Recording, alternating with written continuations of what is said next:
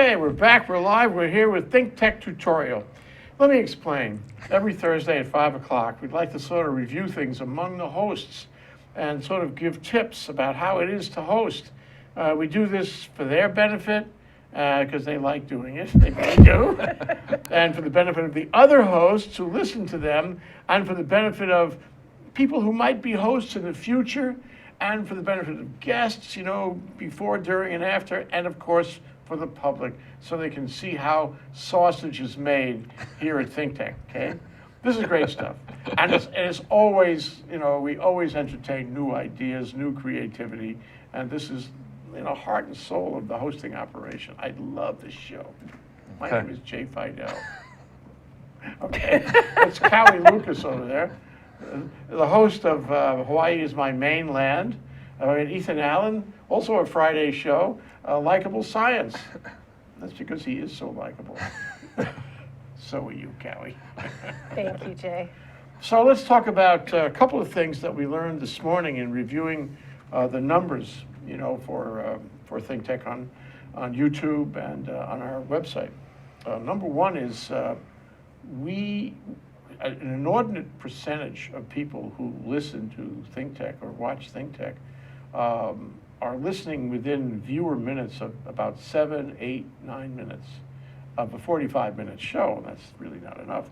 And so we have to figure out how to keep them longer. Now, it could be they just don't have a span of attention to listen, even if the topic is good.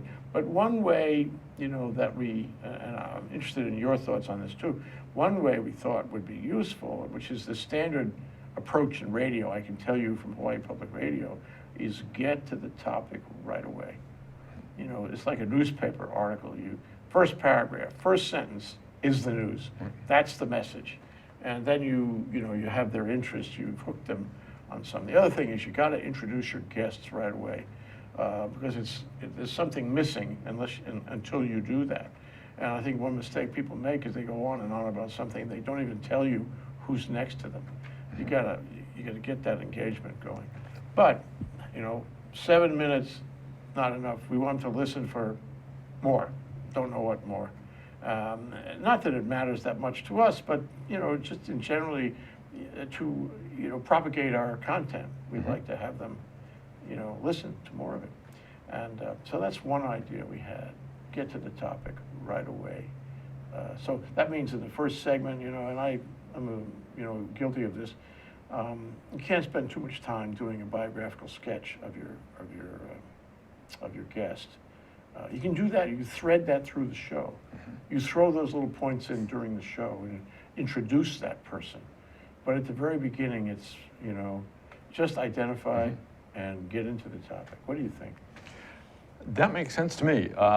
Psychologically, you want to do something sort of dramatic, something engaging of the emotions to get your viewers sort of hooked in, wanting to see more, you know, feeling some sort of affective link with the show, right? And they're not going to do that when you're reciting somebody's biography necessarily. They're going to do that if they're, you know, wowed by some flashy video clip or some news topic or something really, some wowie-zowie statistic or, you know, something. Yeah, right.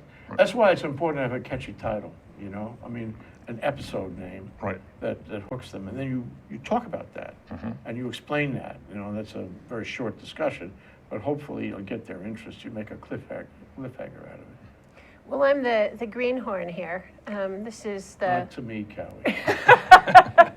This is only the show green environment 23rd. This is only my 23rd show. And I must say thank you. You know, I always feel guilty, like I don't talk about my show enough in the beginning. I don't have like an opening shtick, and because I always feel like I'm so honored that this person came down here to talk, that we got to, you know, talk about whatever it is they're there to talk about. So I feel like I don't have to feel guilty about that anymore. Well, it is counterintuitive because you want to say hi and you want to get comfortable and all that. But the reality, and this goes way back to my radio days. Reality is, you can't be comfortable about it. You got to. It's like skiing. You jump off the hill. You get right into it as soon as the show starts. And by the way, the same rule applies at the end. You get right out. Don't linger getting out. Go out fast. you know. And really, I always find, I don't know, it's the quickest 45 minutes of my week. I don't know how you feel. Absolutely, and the guests always comment on it too. Whoa, that they if you didn't want to know. make time fly, sign up to be a host. Yeah, they didn't. Right. They didn't think we could talk for 45 minutes about the topic, and when we finished the 45 minutes, they were sort of, but we didn't say this. We Yeah. didn't talk about this. Yeah. It's true, always. Right. That's why back when, you know, in radio days, we found that people were hanging around after the show and schmoozing in the studio. And in that context, we didn't have show after show. So when the show was finished, the studio would be available, and you could schmooze as long as you wanted, and people wanted to schmooze. So what we started doing was recording that schmooze hour. I called it après radio. And they would talk for another hour, I'm not kidding. And everybody did that. And So we had how were the ratings on that? don't know. Oh, Don't know. okay. This is a long time ago. Yeah, you didn't before have the they same had kind of- ratings. Ratings. Pretty good. Well, You had, in those days, you had a guess. Now you have pretty, yeah. you know, absolute metrics. So I've heard what you said about that. I mean, about keeping it lively and everything. And I'm wondering if there's a way to, for us to maybe preview, do better in our descriptions. I think I pride myself on my titles, but to give more of a sense of what's going to be happening later in the show, I don't do that. Do you do that? Sometimes as I wrap up a segment, I mean, I'll say, so we're going to continue this conversation, talk about for the next bit. So, I mean, I do try to sometimes build a continuity, or I refer back in the, well, now we started out talking about such and such, and then Yeah. we built on I to, mean, when you go to breaks. right, and all that, yeah, but, yeah. Well, you know, I remember, in fact, I think we have one guy who reads off the teleprompter and he writes up a few paragraphs to describe what and he puts it in perspective. And I wouldn't rule that out. That's, entirely, but if you are provocative about it, you get the message out there. He introduces his guest first, then he does that. And I think that works. But, I wouldn't compromise the title of the episode. I would have a pithy title of the episode. And then, because the way Google works and the search works and YouTube and all that, I would make a good description on the calendar and put all the meta tags in there in the description. Heard tell that Google likes the description even more than the separate meta tags Really? that you put in, below that in Google. So you got to write it up good for the description, because the description will go on our website, the description will go in Google, and the description, will be our message to the world. The title will be just enough to catch them. What do we have? Last show was China and the Two Dragons. Now, what does that mean? What is that? What do we have to know about dragons in China? In fact, we were talking about China and Taiwan and Hong Kong. That would have been a boring topic. Boring That's 3 episode dragons. name. Well, there's actually 4 dragons altogether. But we only talked about 2 out of the 4. Okay. Go figure. Episode 2. He'll come back. So we have someone else on this conversation. Let's see. Who's going to chime in? Okay. So Nick, what have you got to add to all of that about the 7-minute rule and about the episode titles and so forth? Yeah. Here's the Alexa mic for you to talk on. Yeah, can I have the Alexa mic? What's Yeah. the 7-minute rule, Jay? Hook them within 7 minutes. Within 7 minutes. Oh, they're Okay. gone. Yeah, so I think, it's especially important to, That's not working. it's not working. You're doing feedback. Try it again. Is it on? Yeah. To probably encapsulate what you're gonna be talking about in the show. Hold it close to your mouth. To a certain extent before you get started. I know that Ethan, for example, likes to do campfire stories, and we have a lot of other hosts who will create a sort of subtopic to begin the show with. It may be better to first hook your reader or your viewer in this sense to really get them interested in what you're going to be talking about for the majority of the show, and then sprinkle those, like Jay said, background information or less on topic but still interesting pieces throughout the show or a little bit later in the show. Okay. Hold on to that. That's Nick Sexton, floor manager, systems manager here at ThinkTech, who watches a lot of this stuff right here, live, in the room. So on the searchability, I had a little chat with Nick about that last week because I'm finding it difficult to search on the ThinkTech site. But perhaps we can work on that in that you said, you know, sometimes something will come up, like when I had Laura Thielen on, I had no idea she was gonna, Marty Townsend on. I had no idea that she was gonna bring up the leaking tanks and red hell. That was a complete surprise. That was wow, okay, wow. You know, so I couldn't do that before, but if somebody was interested in that to do it after, then I would want to have that be a tag. Now, since I have a blog myself and I embed the videos from ThinkTech on my blog, I can do that for my kauilucas.com viewers, but perhaps there's a way to do it. Well, you just have For to, ThinkTech. the workflow involves a number of people who have access to YouTube, and if you just write to me, I can do it, just put it in. So give me text, send me text, and say I'd like this to be included in the description of the YouTube. Okay. Or you can send it to Suri too. Sure. Now, see, here's one interesting piece is that if that text is included before the YouTube video is, quote, published, then the same language will be published on our website automatically.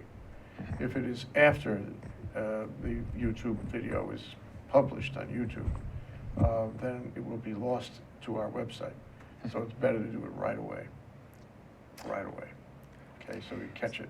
Is there a difference between what is on the ThinkTech website, search-wise, and what is on if you go straight to YouTube instead of going to the ThinkTech site?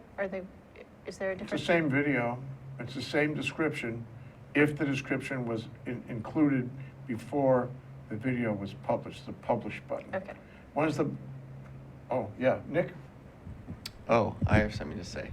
I know that Ethan does a great job putting together tags that he knows that his show is going to kind of follow in terms of topic prior to actually doing the show. So often when I go on the calendar in the morning, there's the description of the show and then a pretty sizable set of tags that he knows that are probably going to come up to topic. So Ethan, how do you figure Okay. this out? There's a standard set of tags that go with every show, right? My name, likable science, ThinkTech Hawaii, science, technology. That's basically the set that, and then I'll always, of course, have in my guest's name or names, their organizations, and then, yeah, 4 or 5 terms that are key topics I know we're going to talk about. Now, the trick comes, yes, when you start talking about something that we didn't plan on talking about, and how do you, and what Jay is saying, I guess, is this ASAP, we should get back to them and add that into your topic, your tag or your description. Yeah, I mean, if it was a dynamite topic that you covered by accident, you know, it was a surprise part of the discussion. I wouldn't do it on a regular basis, though, because, you know, you can't move that fast. Right. That's the problem. And speaking of moving fast, I'm going to move right into a break. Watch this. Aloha, I'm Kili'i Akina, president of the Grassroot Institute and host on Ehana Kako, a weekly program on the ThinkTech Hawaii broadcast network. Ehana Kako means let's work together. Think of the sad alternative, let's not work together. Here in Hawaii, with all of our diversity and the richness of the people, it's important for us to come together around issues on the basis of what's right and what's good and what's going to serve the common good. And that's what we try to do at Ehana Kako. Every week, we interview movers and shakers, people in government, business, and other sectors of society to talk about how to create together a better government, economy, a better world here in Hawaii that can bless the rest of the world. I thank you for your attention to ThinkTech Hawaii, and we look forward to seeing you every Monday, 2 to 3 p.m. on the ThinkTech Hawaii Broadcast Network. We're Ehana Kako, and we wish you well. Aloha. Bingo, 5 o'clock rock here at ThinkTech Tutorials, how to make sausage. Well, we have our hosts appear, in this case, Ethan Allen and Kaui Lucas, talking about better every day, right? Also joined by Nick Sexton, who is our floor manager today. So, just to dwell on that for a minute more, the calendar is our way of communicating with everybody involved in the workflow. So if you put down, as Ethan does, and a better practice would be, a list of meta tags, you know what meta tags are going to be entered, and you're saving somebody some work. And you're improving your own findability if you put it right there in the calendar notation. Right? Right, yeah, I was told early on that was critical once they go on YouTube to make your video, more findable by more people. Yeah, I mean, we're going to put meta tags there Right. anyway, but it's a lot easier for the people who have to do that, namely Zuri, to give them the meta tags. Okay, but I mean, if you had a case where some amazing thing came up in the show, and you decided you were not going to go to the trouble of writing an email, it'd be okay, because it's okay. If you want to be special about it, then you do that. If you want to go have a beer, you do that. Anyway, I'd like to talk more about one thing also that came up, and that is hits, views. And we have this top 5, otherwise known as the Hit Parade, that comes out every Sunday. And, some guys have techniques to get more views. And I'm going to go through that. It's not just how smiley face you are. It's not just that you have a wonderful guest. There are other things you can do to control, to expand the number of views you get out there in video land. You know what they might be? Any ideas? Because I'll tell you at the end anyway. Social media? We do social media. Yeah. We got a lot of Doesn't social that media help? going on. We got the Doesn't that program help? advisory. Okay, I think you've got it. You just haven't said you do the social media Yeah. to your social media, community. And if you do that, you're going to get another point of leverage on getting out there. So if I were to start announcing my shows on my LinkedIn page, for instance, then presumably my LinkedIn community of several hundred people there, Yeah. some of them might start looking at some of the shows and Yeah. coming as more views and telling their friends about it. Yeah. I mean, if you do that, you're going to get a lot more hits. LinkedIn is actually a really good one. I have been on LinkedIn for a really long time, but it just wasn't interesting until fairly recently. So it's way more interesting, and especially so I use Hootsuite. Hootsuite, I've heard of that. Hootsuite. Hootsuite. Hootsuite. Like an I've owl. heard of that too.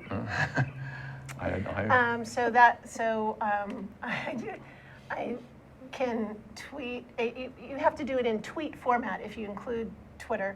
So I do one write-up that does Twitter, Facebook, and LinkedIn. Okay. And then I can time them because I do have a day job. Okay, right. That's a good thing. And so I've found that to be a really good way of expanding. Yeah, Hootsuite. Yeah. Spell it. HOOTSUITE. Lovely. Yes. Make a note, write that down. Okay. My answer was, that you have your own options. And an example of this is Reg Baker had a show, it was last week, I think. And he put the word out to, was it a board of realtors, Zuri, do you remember? Oh, wow. 40,000 CPAs on the mainland. And somebody picked it up and it went to all 40,000 of these CPAs. Well, you know what that does to your numbers. I think he intended that, but whether you intended it or not, if that's what happens. And you can enhance the possibility by putting it out on your own system. Some hosts do that and some hosts don't. But if you want to be in the hit parade and bring in some, big numbers, that's what you do. use social media, email, whatever, and try to direct it to a person or organization who has his own email list, you know, get one more step out of it or more, make it viral. Sure, if it goes out to some national association like that, then, and they pick it up, and then they send it to all their membership, Yeah. right? That's like a hole in one, you know, where you get 40,000 people hearing about your show. And then it winds up in South Africa. I was gonna say that. We had a show last, I wrote to you Right. guys about it. We had a show, it was Stan Osserman last week, and somehow this thing got to Africa, and it was on a website in Africa, and somebody said that to me. Said, did you know that you were in South Africa, you know, in a prominent place on the homepage of this website in South Africa? Not bad. We don't mind that. Oh, not at all. Yeah. So I mean, there's all kinds of ways to do it. In the case, here's a mystery one, okay? A couple of years ago, David Day was hosting a show on energy in the Mediterranean. You know, it's just an odd subject, really. And how the Israelis had found a deposit of some kind of natural gas just off Israel in the Mediterranean. And they now had the prospect of lots of energy without oil, or with less oil. Okay, well, so he had a show with somebody who knew about that, and this show went viral globally, everywhere. It is still reporting big numbers. It's almost 2 years now. It is still reporting big numbers.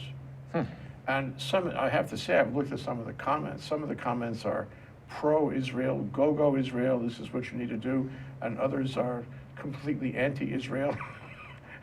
But everybody is chiming in on this possibility of a new energy find by Israel. Who's to say exactly what will happen in a given show?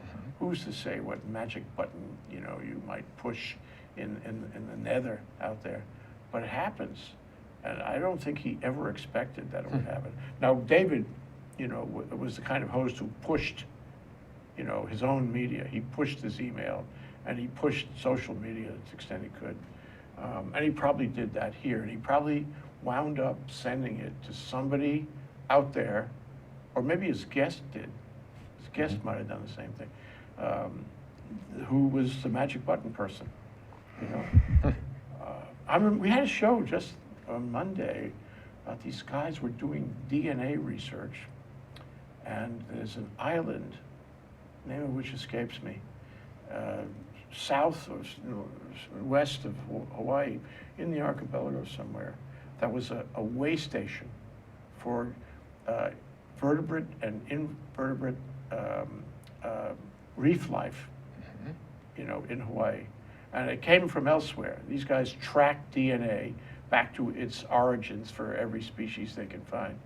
And this one island was critical somehow. Somehow it got to be a critical island. And they found that a lot of the marine life in our coral reefs and all came from this island as a way station. So it's the same thing. It's the same thing with going viral. You gotta hit one person. Right node. One island. If you hit the right one, boom, goes global. Who is to say? But if you can control that, if you know somebody who might have a big list, somebody far away with a list that's not like yours, then send it to them. Right, so it's the hubs and spokes, right? And if you know, it can link to a hub that has lots and lots of spokes off of it. Yeah. And A get them leveraged person. Yeah. But it's more than just sending it out in a blast. It's being mindful.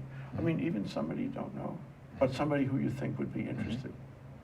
Somebody who wrote to you about it, somebody who handed you a boilerplate, who knows what, but who's far away and into that area, you could make it happen. And ultimately, it has to be the responsibility or the opportunity, I should say, of the host to do that. But if you do that, it could be big time. It could be at the top. But of ThinkTech the hit parade. sends their info to essentially all of our guests automatically, right? We send it to our mailing list, which is 7,500 strong. Okay. And we do that every day with our newsletter. Nick, are you there? Got comments? I am here. Yeah, we daily send out a broadcast schedule. That's why we ask you guys to put together all of your information beforehand, descriptions, meta tags, guests, titles, etc., so that hopefully our contact list of people who have been on ThinkTech shows, who have heard about ThinkTech shows already, can see your show and say, hey, I'm interested in watching that, either live or once it's brought up later on YouTube, and hopefully they'll tune in. Yeah, it'd be interesting to see how many of our guests sort of stick with that, or do they essentially, route the ThinkTech thing off to some side mailbox where they never look at it. Because some of them go on, at least some of the guests that I've dealt with, go on and publish and make some names themselves, and it'd be just sort of interesting to see if would they be potentially really big hubs, for this kind of stuff. Something that I'm looking to include in the future program advisories, the globals we call them, are personal interest stories and stuff like that. So I know a while back we had an underwriter, David Carl, and a board director member who had an accomplishment, and so we put him up on the global as a little, special interest piece. This is what David Carl had accomplished recently, and so Ethan or Kaui, if you guys have any special interest pieces on your guests or things they've accomplished, things that have happened to them, send them to me and I'd be happy to put them like up. we did with Scott, with and the cop. Yeah, exactly, yeah. So this guy, Aswath Rahman, who I had on talking about photonic radiative cooling, has now formed a company to use this process as an air conditioning process, basically, to build these mirrors that will sit on top of buildings and dump out more heat than they actually hits them, basically, and become effective. So it's a follow-up piece is what it is. Right. Extolling the virtues of that guest and, celebrating his success. That's great stuff. Everybody wins on that one, and we can do that every day, if you like. Oh, okay. Send in a couple of 100 words max. Or, just like a link to an article, and I can write something up about it too. Yeah. A picture if you have, an image. Yeah. And that gets the word out, and then sort of builds and connects the community, our community. So that would be before they come in the show, or Anytime, after? anytime. Yeah, months later, And Nick could somehow tie that into the show, or Into the global. I put it up on the global, yeah. I guess I don't know what the global is. The newsletter that comes out every day, our newsletter with all the shows. And we're going to try to put that on as a movie. We're going to try to do a roll of the global, and we're going to put that on as a movie and use it during breaks in the show and breaks, between the shows, like right now. Aloha, this is Maria Mera, and I'm here to invite you to my bilingual show, Viva Hawaii on ThinkTech Hawaii, every other Monday at 3 p.m. We're here to inform, motivate, and entertain you. Join us. Hola, soy María Mera y estoy aquí para invitaros a mi show bilingüe Viva Hawaii en ThinkTech Hawaii cada 2 lunes a las 3 de la tarde. Estamos aquí para informaros, motivaros y entreteneros. Apuntaros. Aloha, this is Reg Baker and I am the host of Business in Hawaii. We talk about positive stories of businesses in Hawaii, how they have been successful, and how they have overcome some of the obstacles that a lot of us encounter when we try to have a business here. And believe it or not, there are a number of positive stories here, and we want to talk to all of you. So we broadcast live every Thursday at 2 o'clock, and it rebroadcasts again on Olelo Channel 54. So I sure hope to see you next time. Please tune in on Thursdays at 2 o'clock. Thank you. Bingo, we're back here on ThinkTech Tutorial with Kaui Lucas and Ethan Allen. And we're having a wonderful time exploring new boundaries, pushing the envelope frontier, whatnot, and how to do this really well, how to make great sausage. So your question was, do we know how many people watch live? Then the question is, do we know how many people look at our website? And the question is, do we know how many people look at YouTube, which is the 800-pounder for sure. And the answer is yes, I think. Our website is running, I think about 10,000 hits a month. But that's, maybe more. I wish Carol were here, she would know. Or Ian Davidson, he would know. So that's the website, and YouTube runs 26,000 a month, okay, which is bigger. That's because a lot of people go to YouTube on a search, right? That's why Right, your meditating right. point is well taken. And then our annual views ran in the past year at 252,000. And our total views since we got on YouTube, which was, I don't know, a couple of years ago, that's running 460 some odd thousand right now. So it's growing all the time. It's remarkable. You know, the past year, these numbers have more than doubled.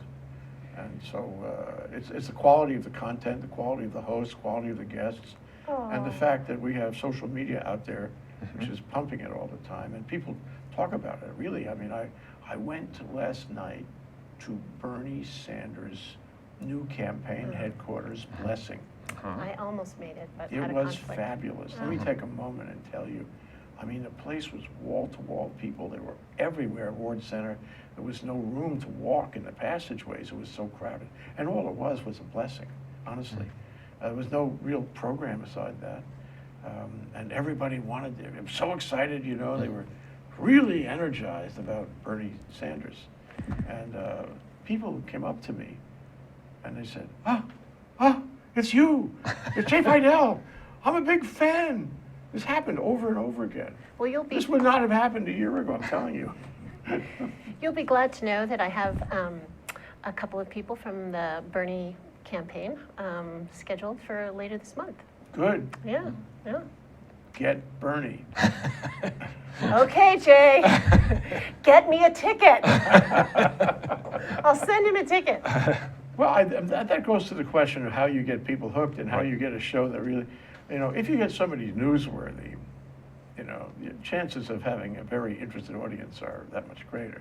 I mean, granted, you can have somebody who comes in from the cold and has, you know, great content, and that works well too, but somebody newsworthy is going to grab people. As soon as they see the newsletter, they're going to make a note. They're going to see this. They got to sit down at their desk and you know, steal 45 minutes away from their boss and watch. You know. So Bernie would bring in. We'd go public on Bernie. say, you We'd have- make press releases on Bernie. You haven't managed to get Obama when he's been here on island to come and sit and think We that. got to get him on likable signs. Well, you know, he and I shared the Punahou campus together for a couple of years, so I don't know. Maybe we'll have, we have a Bernie or Barack? Barack. Okay. Now, what about blog? Bernie, Barack, and blog. You have a blog, don't you? I have a blog. The blog is at kauilucas.com, but the title of it is the same as my show, Hawaii is My Mainland. And I have found it really useful because, well, I already had the blog, you know, for years, and it was terribly neglected when I moved back to Honolulu and didn't have time for it. But anyway, this worked out beautifully. And so when I have somebody come on the show, I blog about it if I have time before, but always after. And then I can include links to follow up on the material covered in the show. Like the one I talked about with Laura Thieland, there was links to her excellent report on the leaking gas tanks in Red Hill, and you know, that sort of thing. So it's sometimes difficult in the course of the show, I think, to really get across that information in a way that people can really follow up on it. So that's that's been useful Great for that me. you do that, yeah. Yeah, and then since my blog is on WordPress, all my subscribers, I think I have 1,021. Not that I'm counting. That's pretty good. Pretty good. But you know, it's over 6 years, and you know, it just kind of happens. But that's nice. Yeah. Yeah. Well, that's great. I mean, and you know, remember that the number of hits that are live is a fraction of the number of hits in the useful life, which is forever, right? I mean, for example, we used to have our uploaded shows on Vimeo, not YouTube. This is before we decided YouTube was the category killer. And we still get hits on those shows. Now, today, every day, I get a note from Vimeo telling me there have been hits on our show. This is years later, and large, changes in our values, our production values. So the point is that once it's out there, it has a long life. So the number of views you're going to get after the live show is way larger than the views at the live show. So you're saying, Jay, that if either of us goes out and becomes truly notorious, like it becomes a serial killer, that, then ThinkTech is going to get this big boost, right? Because our shows will all get viewed. So they'll want to explore, of course, what was in their mind when as they were leading up to this notoriety. Please don't bring a serial killer into the Well, studio. remember what he was saying about titles? The one show that put me on the top 5 was the one where I had sex in the title. Right, that'll tend to do it. Sex and abortion, I think, were Oh my both God. in the title. Did you miss that one? I know, I do remember it. I know we've had a number of they always do well. To think of words that have, that have appealed to people. That people are searching. And, right, so that's searching. And the searching is what really drives the YouTube thing, because that's the way people find these shows, by search words. Okay, so when one of the shows I had, I used a clip from, or in the blog follow-up to this show, was a panel discussion they did at Richardson Law School. And what I loved I was about... there. No, this one is the one on sovereignty. Oh, okay. Na'i Aupuni. Okay. And they had, at what point at the time when who spoke? So you didn't have to go through 2 hours to find the segment you wanted. And I thought that was really brilliant. And I know that would be like a whole nother staff position or something to have somebody doing that. But if there was some way to say, oh, well, we're talking about the Red Hill gas leak in the 3rd segment, which starts at 4:30, Yeah. something like that, to improve That's searchability. a great public service that, It makes it anyone would searchable. offer that. But the reality is that the longer the video, the more the views drop off.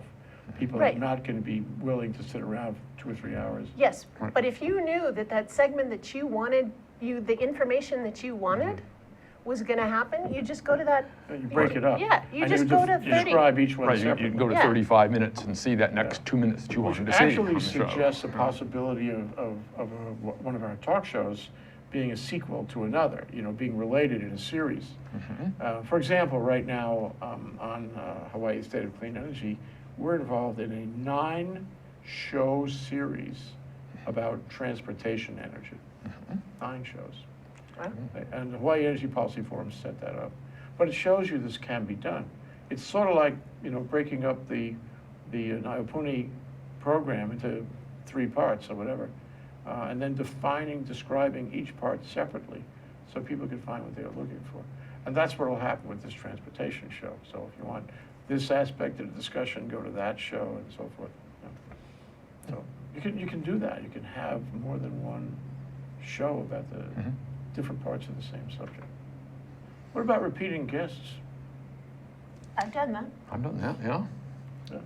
How do you Not think a lot of it, does but it make you feel good or bad or in the middle? I've enjoyed it. The discussions typically get a little deeper, a little richer, because you're not just sort of covering those first few surface topics, sort of. You're able to dig down.